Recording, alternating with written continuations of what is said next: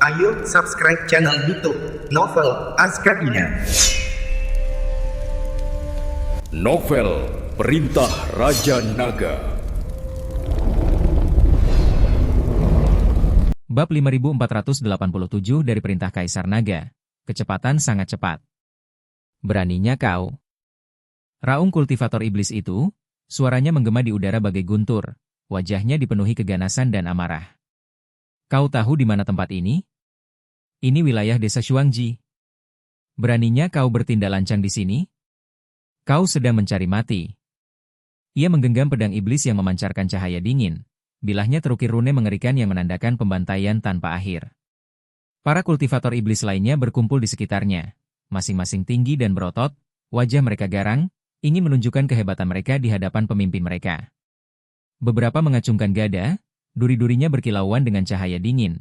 Yang lain mencengkeram palu ajaib mereka, bila pedang mereka memancarkan rasa berat dan menindas. Nak, kalau kau tahu apa yang baik untukmu, pergilah dari sini. Kalau tidak, jangan salahkan kami karena bersikap kasar. Geram seorang kultivator iblis, matanya melebar seperti lonceng, kilatan haus darah di matanya.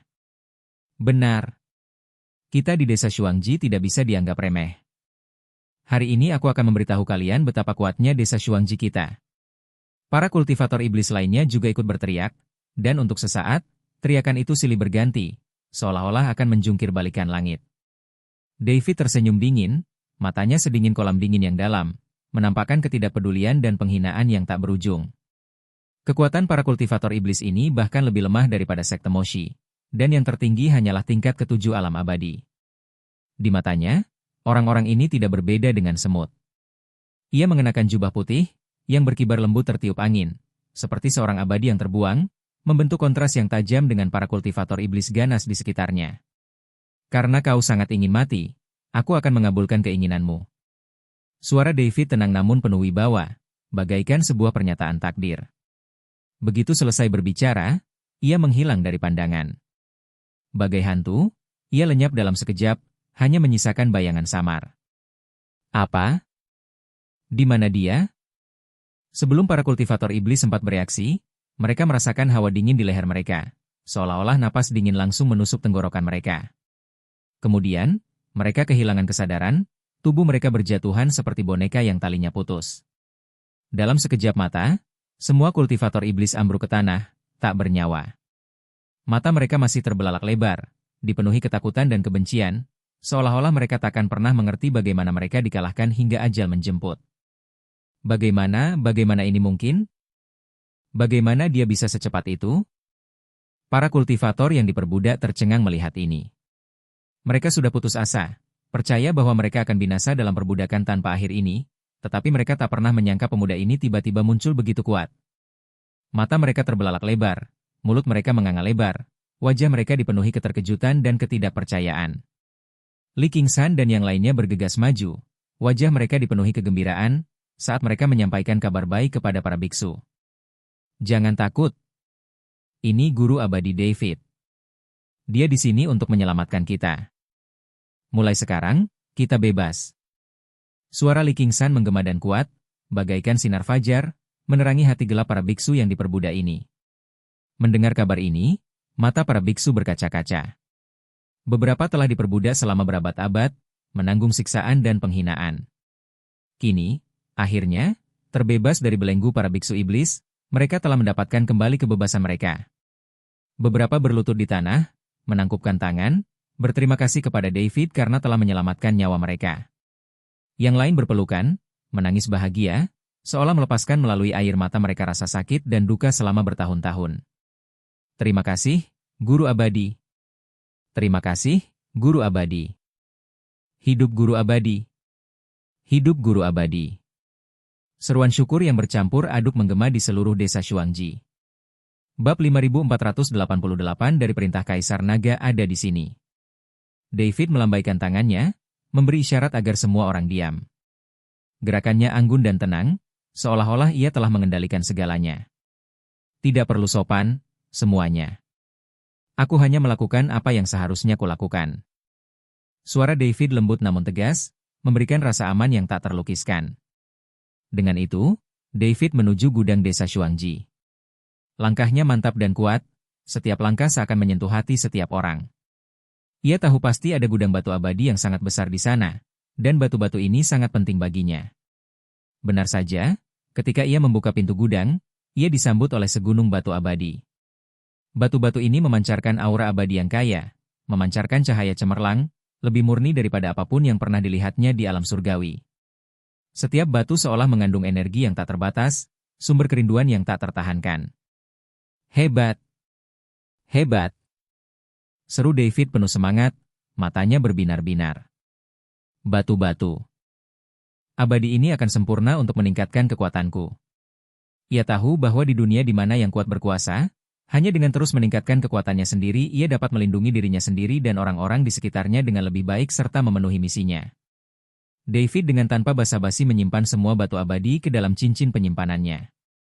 Gerakannya terampil dan cepat, seolah-olah ia telah melakukan ini berkali-kali sebelumnya. Kemudian, ia menoleh ke Li Qingshan dan yang lainnya dan berkata, "Ayo pergi ke tambang berikutnya." Matanya menunjukkan tekad dan keteguhan hati, seolah-olah tidak ada kesulitan yang dapat menghentikannya untuk bergerak maju. Pada hari-hari berikutnya, David, bersama Li Qingshan dan yang lainnya, menjelajahi berbagai tambang di alam Yuande.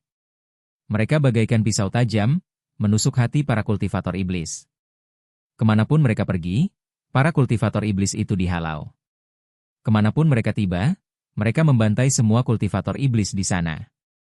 David menghunus pedang pembunuh naga, bilahnya berkilauan dengan cahaya dingin. Setiap ayunan pedangnya merenggut nyawa beberapa kultivator iblis. Ilmu pedangnya tajam dan tepat, seolah diasah berkali-kali, setiap gerakan melepaskan kekuatan maksimalnya.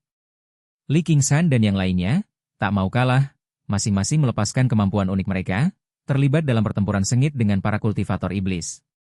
Di tengah pertempuran ini, mereka menyelamatkan para kultivator yang diperbudak. Para kultivator yang diperbudak itu, yang sebelumnya putus asa, melihat David dan rekan-rekannya sebagai penyelamat dan bergabung dengan barisan mereka. David akan merebut semua batu abadi, yang penting tidak hanya untuk meningkatkan kekuatan mereka tetapi juga untuk melemahkan iblis. Tiba-tiba, ketenaran David menyebar ke seluruh alam Yuande. Semua orang tahu bahwa seorang abadi dari surga akan datang untuk menyelamatkan mereka dari penderitaan. Perbuatannya menyebar ke seluruh penjuru dan menjadi legenda. Para biksu yang diselamatkan menceritakan kisahnya kepada semua orang, membuat semakin banyak orang tahu tentang keberadaan pahlawan ini. Ketika para biksu iblis mendengar nama David, mereka ketakutan setengah mati. Awalnya mereka berpikir bisa berbuat apa saja di alam Yuande, tetapi mereka tidak menyangka akan bertemu lawan sekuat itu. Mereka bersembunyi dan tidak berani keluar untuk berbuat jahat lagi.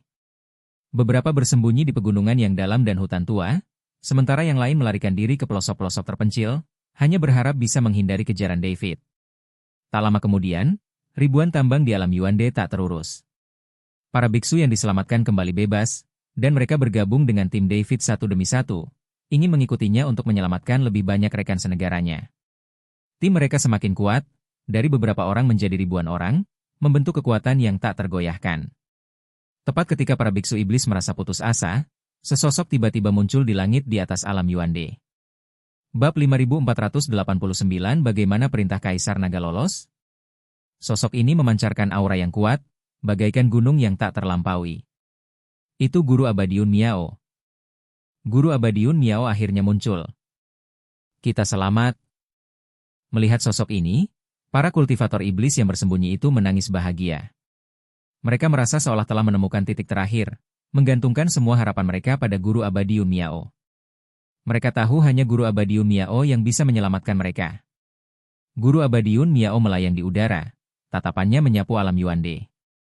Ekspresinya menggelap saat ia mengamati tambang-tambang yang terbengkalai. Matanya memancarkan amarah dan kebencian, seolah-olah wilayahnya telah diserbu. Siapa ini? Siapa yang berani melanggar wilayahku?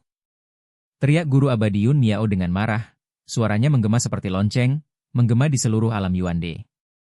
Ia mengepalkan tinjunya, memancarkan aura yang kuat, seolah-olah ia bertekad untuk mencabik-cabik siapapun yang telah menyusup ke wilayahnya. Saat itu, David, Li Qingshan, dan yang lainnya tiba di hadapan Guru Abadiun Miao. Langkah mereka mantap dan tenang, tanpa rasa takut sedikit pun. Apakah kau Yun Miao Xianzun? Tanya David dengan tenang, sorot matanya tenang dan percaya diri, seolah lawan tangguh di hadapannya tak cukup membuatnya takut. Yun Miao Xianzun berbalik, dan ketika melihat David, wajahnya tiba-tiba berubah serius. Ia bisa merasakan bahwa kekuatan pemuda di hadapannya sangat kuat, bahkan di luar imajinasinya. Sorot matanya menunjukkan kewaspadaan, dan ia mulai mengevaluasi kembali lawannya ini. Siapa kau? Kenapa kau menggagalkan rencanaku? Tanya Dewa Yun Miao dingin, suaranya bernada mengancam, mencoba mengalahkan David dengan kehadirannya. David tersenyum tipis, senyumnya menunjukkan ekspresi tenang dan kalem. Siapa aku tidak penting. Yang penting adalah mengapa kau memperbudak para kultivator ini dan memurnikan batu roh menjadi batu abadi? Mata David bersinar tajam, seolah ia bisa melihat isi hati Dewa Yun Miao. Dewa Yun Miao mendengus dingin, ini urusanku, bukan urusanmu. Jika kau tahu apa yang baik untukmu, segera pergi dari sini, atau aku akan bersikap kasar. Aura kuat terpancar darinya, seolah siap menyerang kapan saja. David mencibir, kau kasar?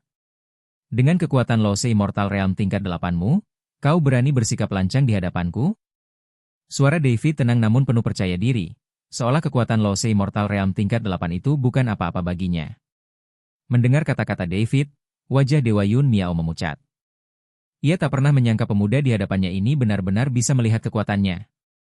Gelombang ketakutan bergejolak di hatinya, dan ia mulai ragu apakah ia benar-benar bisa mengalahkan lawan ini. Siapa kau? Yun Miao Xianzun gemetar, suaranya dipenuhi ketakutan, dan tubuhnya sedikit gemetar tanpa sadar. David berkata dengan tenang, namaku David. Ketika Yun Miao Xianzun mendengar dua kata David, wajahnya tiba-tiba memucat. Ia merasa seolah-olah telah mendengar nama yang mengerikan, dan hatinya dipenuhi ketakutan. Ia berbalik dan berlari, ingin melarikan diri dari sini, seolah-olah David adalah iblis yang tak terkalahkan. Apa? Kenapa Yun Miao Xianzun kabur? Bukankah seharusnya dia memberi pelajaran pada bocah itu? Melihat ini, para kultivator iblis tercengang. Mereka tak pernah menyangka Yun Miao Xianzun, yang selalu maha kuasa, akan begitu takut pada seorang pemuda. Mata mereka dipenuhi keputusasaan, seolah-olah mereka telah melihat akhir hidup mereka sendiri. David mendengus dingin, mau kabur? Tidak semudah itu.